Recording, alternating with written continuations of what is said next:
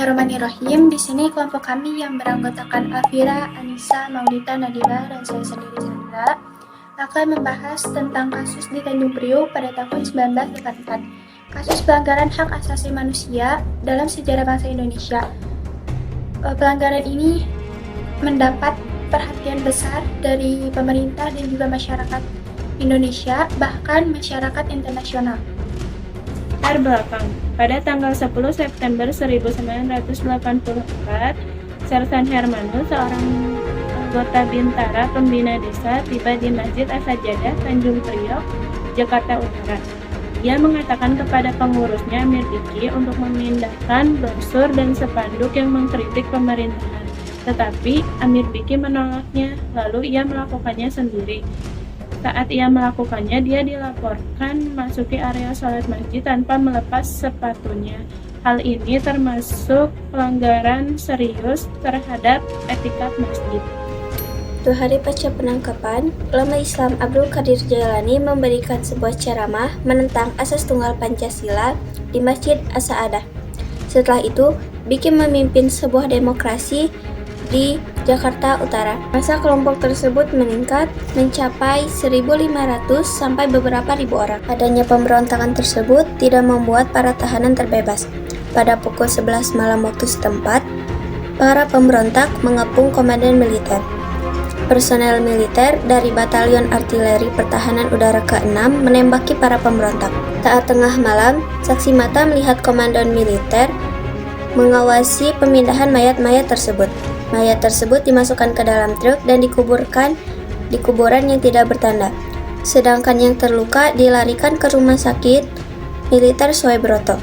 Setelah kerusuhan tersebut, militer melaporkan bahwa mereka dipicu oleh seorang pria berpakaian militer palsu yang membagikan selebaran arti pemerintah bersama dengan 12 komplotannya. Dia dilaporkan dari orang yang ditahan. Jenderal Hartono Rekso-Darsono ditangkap karena diduga menghasut kerusuhan tersebut. Setelah menjalani persidangan 4 bulan, dia divonis bersalah. Dia akhirnya dibebaskan pada bulan September 1990 setelah menjalani hukuman penjara 5 tahun. Setelah kerusuhan tersebut, setidaknya 169 warga sipil ditahan tanpa surat perintah dan beberapa dilaporkan disiksa. Para pemimpin ditangkap dan diadili karena tuduhan subversi. Kemudian diberi hukuman panjang. Yang lainnya termasuk Amir Biki, termasuk di antara mereka yang terbunuh. Laporan awal menyebutkan 20 orang tewas. Catatan resmi saat ini memberikan total 24 korban tewas dan 54 terluka, termasuk militer. Sementara korban selamat melaporkan lebih dari 100 orang tewas. Masyarakat Tanjung Priok memperkirakan total 400 orang terbunuh atau hilang, sementara laporan lainnya menyarankan hingga 700 korban. Investigasi kasus Tanjung Priok. Setelah Soeharto mundur pada tahun 1998, gerakan hak asasi manusia semakin kuat di Indonesia.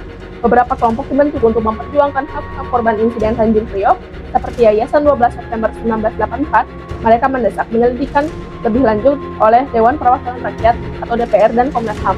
Pada tahun 1999, Komnas HAM membentuk Komisi Investigasi Pelanggaran HAM di Tanjung Priok atau KP3T, tetapi laporan yang dihasilkan pada tahun 2000 menyatakan tidak ada pembantaian sistematis yang menimbulkan reaksi negatif di masyarakat.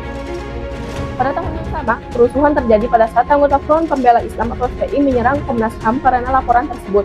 Pada Oktober 2000, Komnas HAM mengeluarkan laporan baru yang meminta penyelidikan lebih lanjut terhadap beberapa tokoh, termasuk Sutrisno. Islah atau surat pengampunan dibuat dalam keluarga korban, tetapi investigasi baru-baru dimulai pada tahun 2003. Di bawah tekanan internasional, DPR menyetujui undang-undang untuk mengadili pelaku kejahatan kemanusiaan. Beberapa pejabat tinggi dibebaskan dari tuntutan, tetapi beberapa orang divonis bersalah, menunjukkan kompleksitas proses keadilan di Indonesia.